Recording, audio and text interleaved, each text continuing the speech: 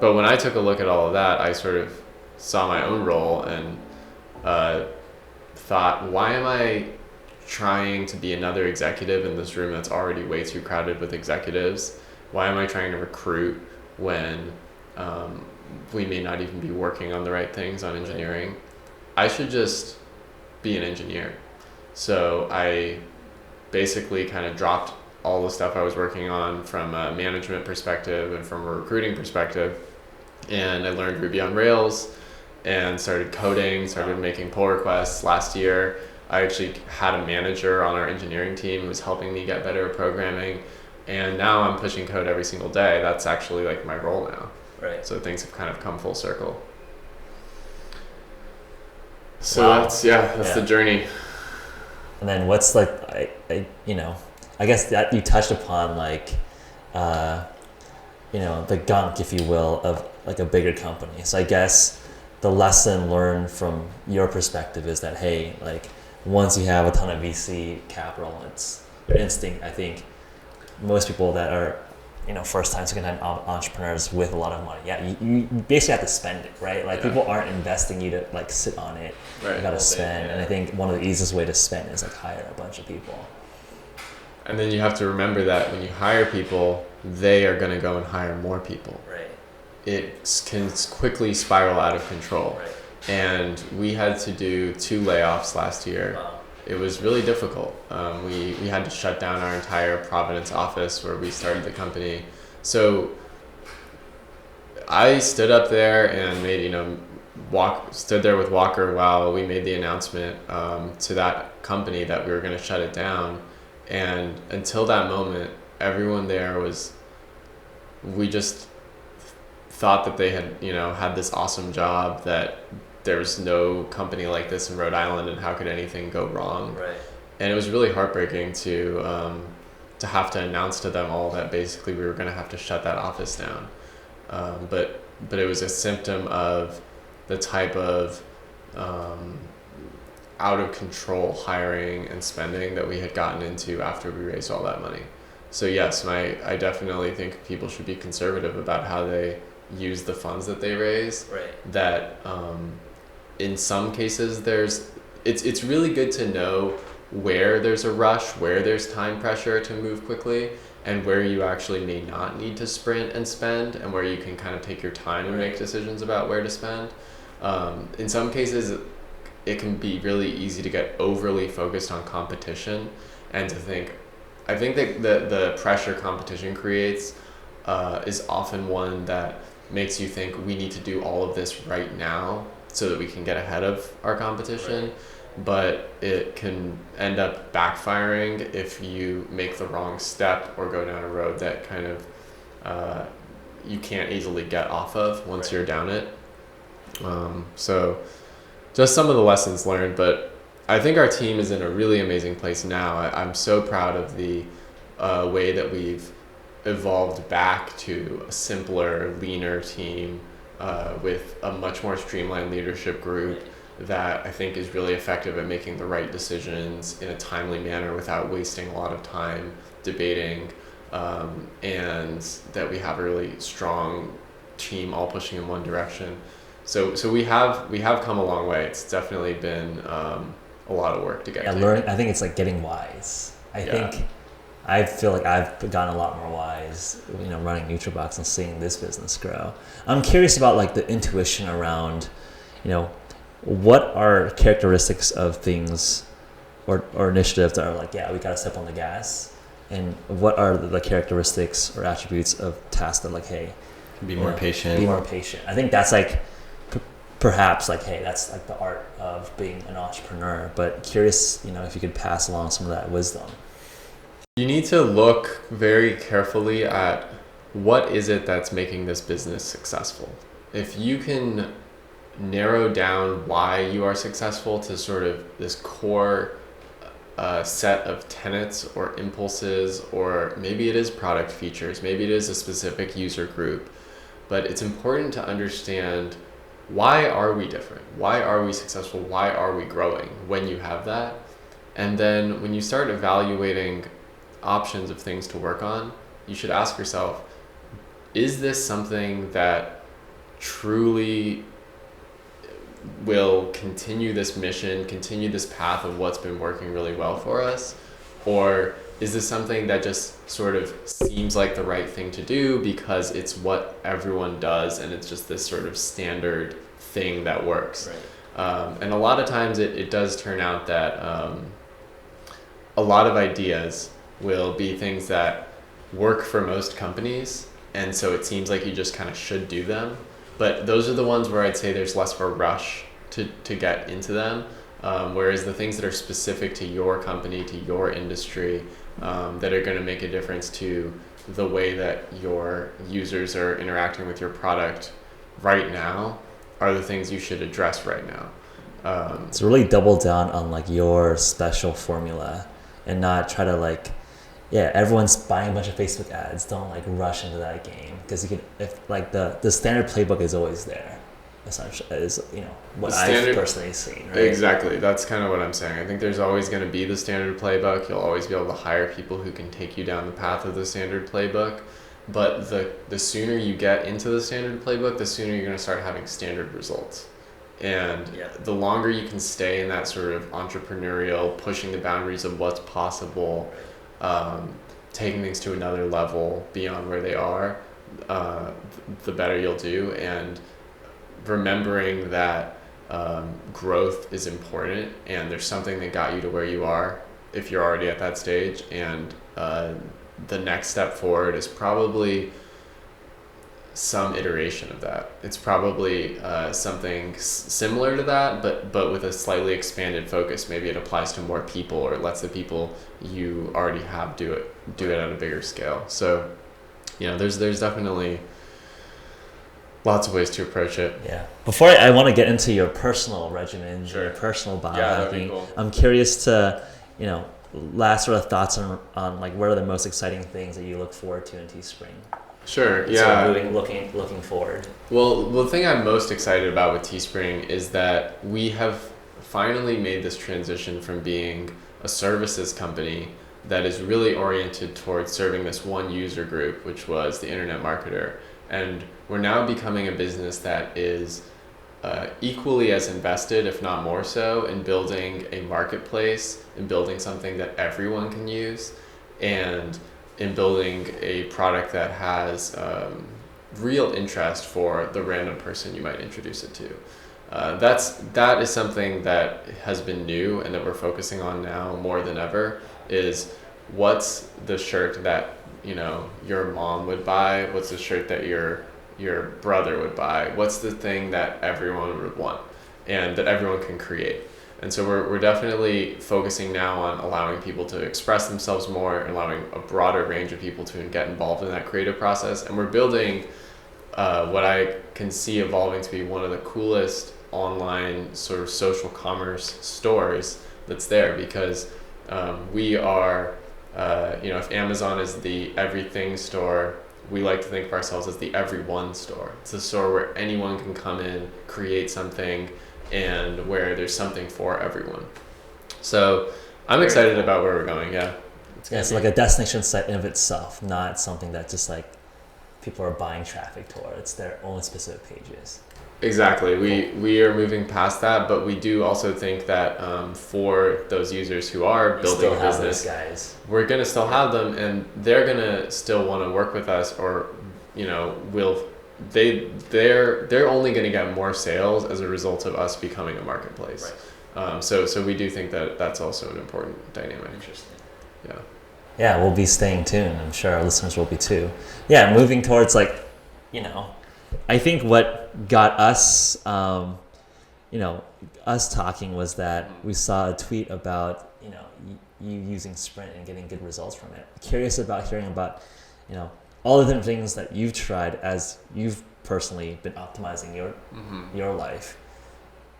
Yeah, so I've definitely done plenty of optimization, whether it's exercise, drugs, or my dream practice. Mm-hmm. So a couple of things that have been really big for me in my life are using sleep and dreams as an effective technique and a way to regulate my my productivity.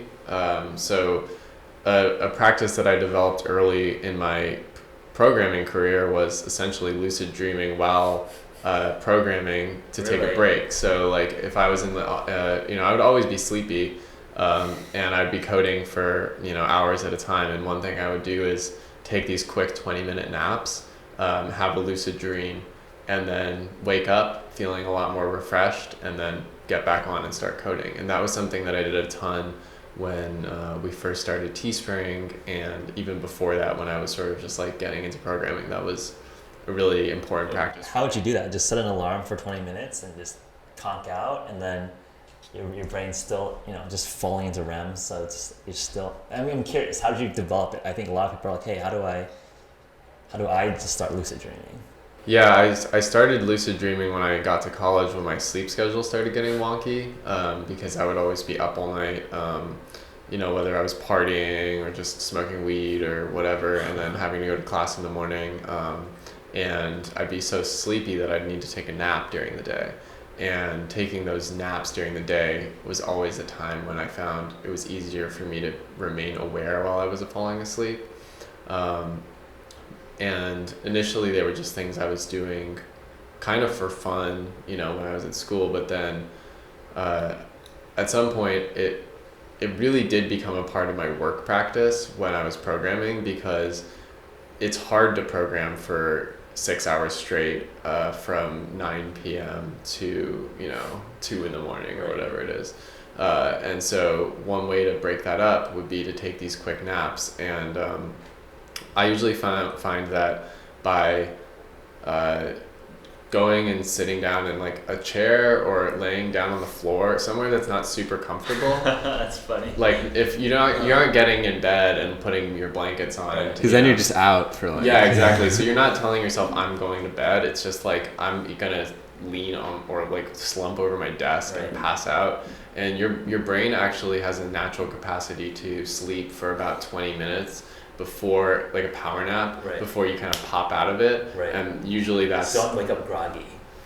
Yeah, exactly. You're not getting into deep sleep. You're not really even getting into REM. You're kind of in this like sleep onset phase. Okay. And you just have that, but it is a little bit of REM. It's kind of like a quick shot of REM. And that can really re-energize you. So that was something I did a lot. And the lucidity. Did you think about problems when you're lucid dreaming? Because I've heard anecdotes where people like start thinking about physics problems or like math problems as they're lucid dreaming, and then just like a different state of consciousness as you're looking at problems. Or did you when you were lucid dreaming, were you thinking about it's like flying or whatever? Well, I think that what happens when you go to sleep is, whether you're lucid or not, your brain is kind of naturally looking at the problems that are currently on it from a different perspective. It's kind of like inhaling and exhaling. Yeah. So let's say like all day long you're just inhaling all this life and existence and problems and things, and that's one way to think about them and solve them. But as soon as you let yourself exhale, even if it's only for 20 minutes, that quick revolution of your consciousness into another state, it allows you to even on a neurochemical level, a lot of the chemical processes then reverse, and so they're happening in the opposite direction, and so it allows your brain to like unwork some things. And so even if you're not actively thinking about the programming problem that you're working on at the time, it's so common to wake up and be like, oh, I figured it out.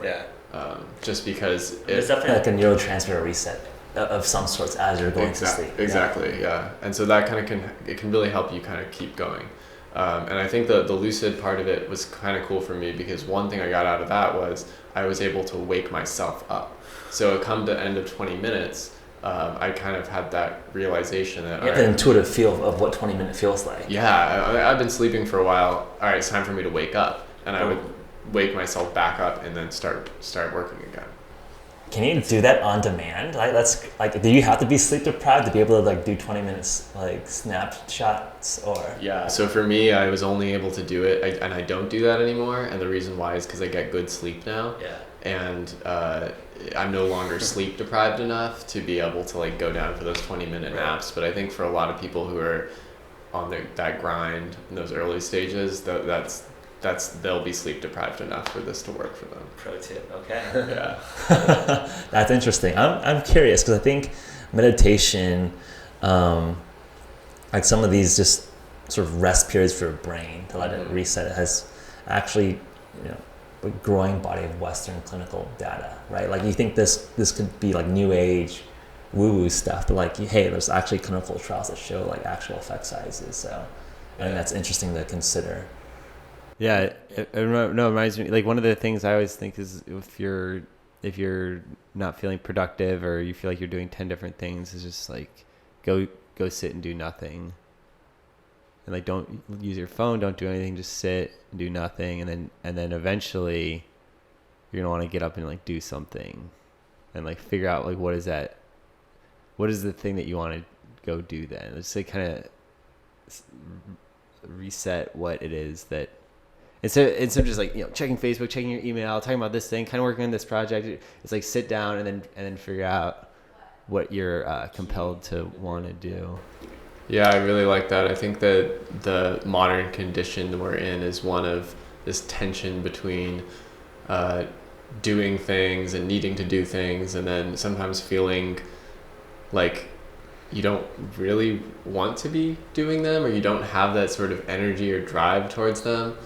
And what you're suggesting about just allowing that to be a time where you then just stop doing things, I think that's a really great idea.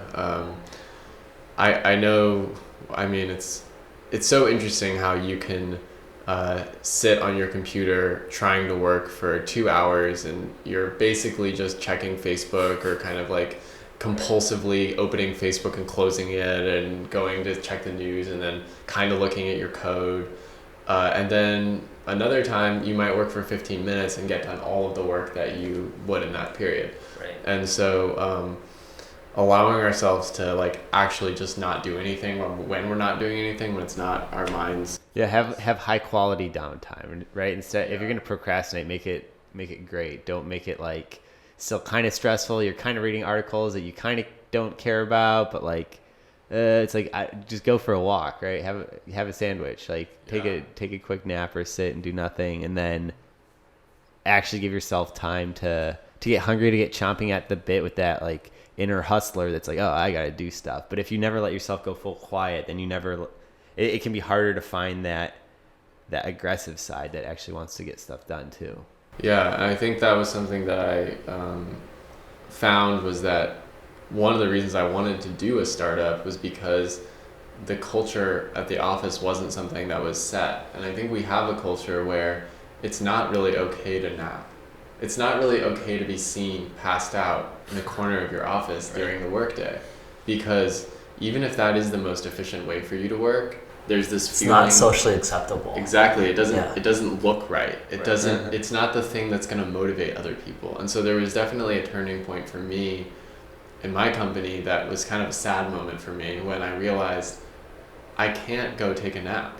Like, even if it's not good for the company. It looks like it's wrong. Like, looks like the founders like doesn't care. Yeah. And so unless I could really hide and be completely invisible to everyone, which I sometimes do by going down to the basement and getting into my car and taking a nap where no one will see me, I can't just sleep in the office. And that's an example of the type of thing that happens as you grow. You even when something's the most efficient for you, it doesn't work for the organization, you can't do it. Right. Yeah, I think that's like one thing that I've thought about a lot is that a lot of the templates of productivity are very much based on like an industrial revolution factory system of productivity, right? Like if you're just a laborer on the factory line, then like your productivity is associated with exactly how many hand motions can do to like put something together and have breaks for meals. But work today is intellectual. It's creative. It's not like, hey, look at a computer for 8 hours. That's going to be the most optimal way to schedule your time. Mm-hmm. So I think that's one thing that I'm personally excited about as we look at, hey, how do we restructure people's days? How do we have new regimens, new protocols to really optimize for intellectual work, not just, old school manual labor. Anything else that you're experimenting with, I think is interesting? Well, I've been trying some of your guys' products. Yeah. They're pretty cool. I really like the Sprint Nootrobox pill. Yeah, thanks. Yeah. It's helped me. It got me into a state of mind that reminded me of how I felt after I did a yoga class and meditated for 15 minutes. Right, get into flow, right? Just get into flow, I think. Yeah, it's like a kind of removal of these mental obstructions. And I don't think that just a pill is enough to do that, but I think that if you can combine a pill or practice or something with the intention to get into that state, then you can be really effective, especially when you've done some pre-work. So one thing that I like to do now is I kind of focus, if I don't feel like I'm in a flow state, if I don't feel like I'm in that really productive, knocked stuff out, then instead of focusing on that, I try to stage my next flow. So I'll write down a list of, here are the exact things that I need to do. Here are the steps. Because sometimes it feels easier to just write down what you need to do, and then sometimes it actually feels easy to do those things. And so then what I'll do is I'll write them down, and then when I get into that groove, whether it's triggered by a nootropic, or if it just happens to be I feel good at that moment, then I go down the list and I just knock out the tasks. I found that to be really effective. I'm definitely getting a lot more code out now that I've kind of taken on this practice. The one thing that I'm really trying to avoid is that feeling of I'm just here at the office staring at a screen and that's my work.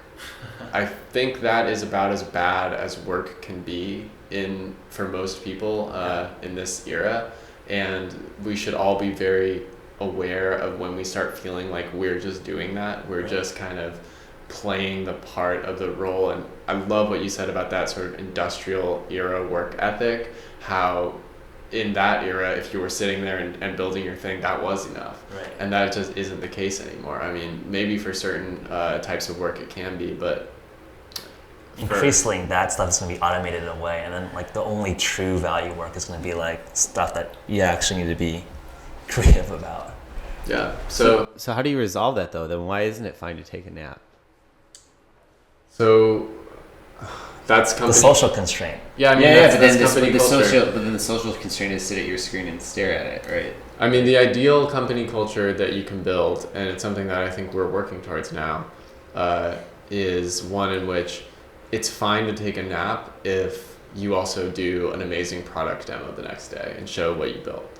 Like, no one can question you if you don't even show up at the office, if you're clearly outputting as much as you could.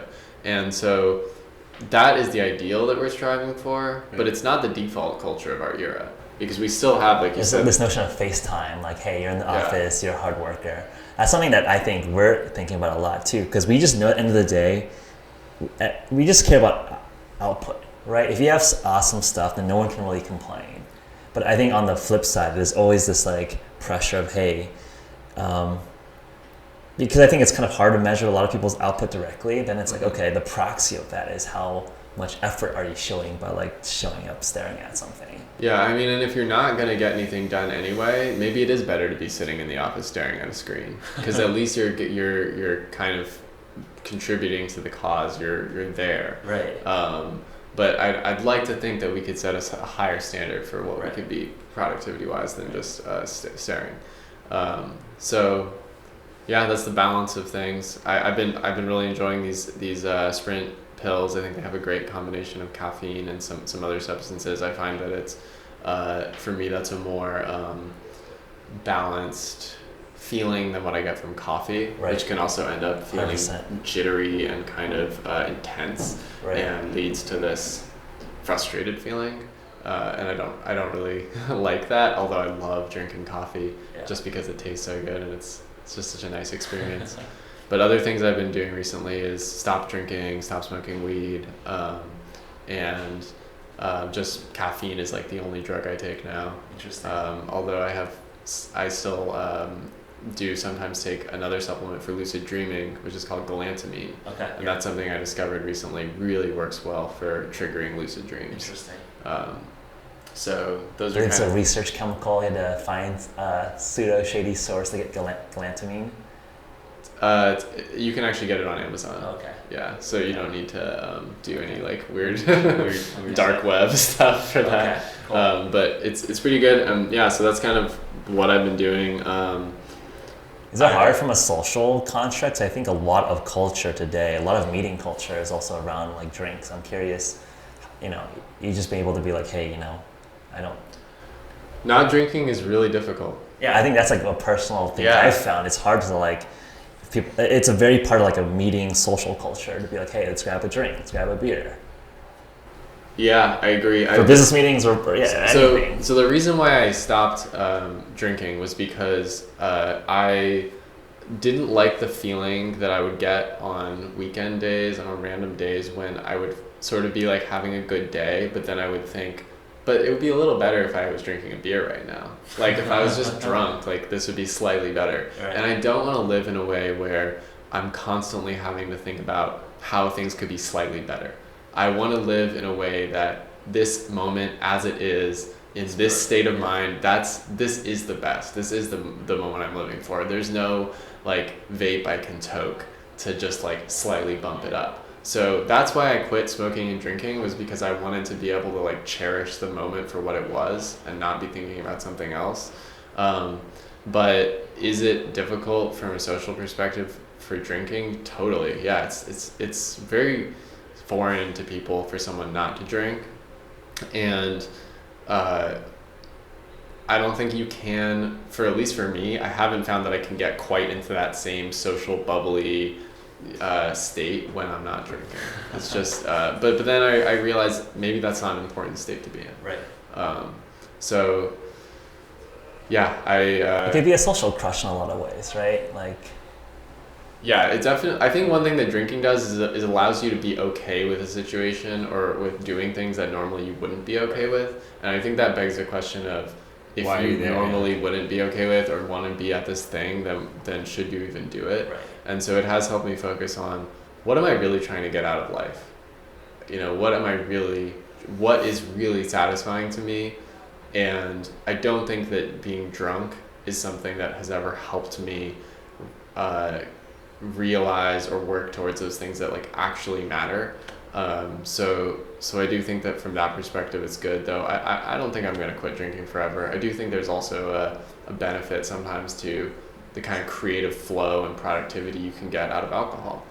So I think, or marijuana. I think there's like conflicting research, but I think there is some interesting data for CBD for certain types of thinking, etc. Yeah, so for marijuana, I also never felt like my productivity was affected.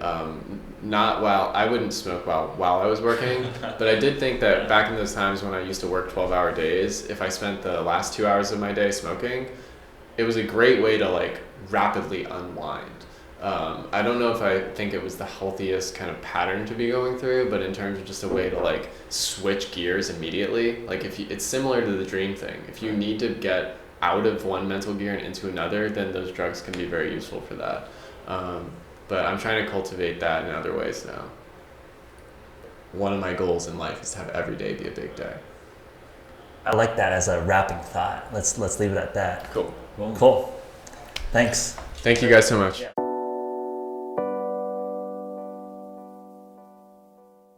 That was an awesome conversation with Evan. I think it was really cool to hear the struggles of the Teespring journey. I think when we talk and listen to a lot of entrepreneurial stories, people always shy away from the difficulty. And I think I want to give Evan mad props for being able to be super open and get into the mindset of what that felt like, what the struggles were, how to, laying off, 2 rounds of layoffs.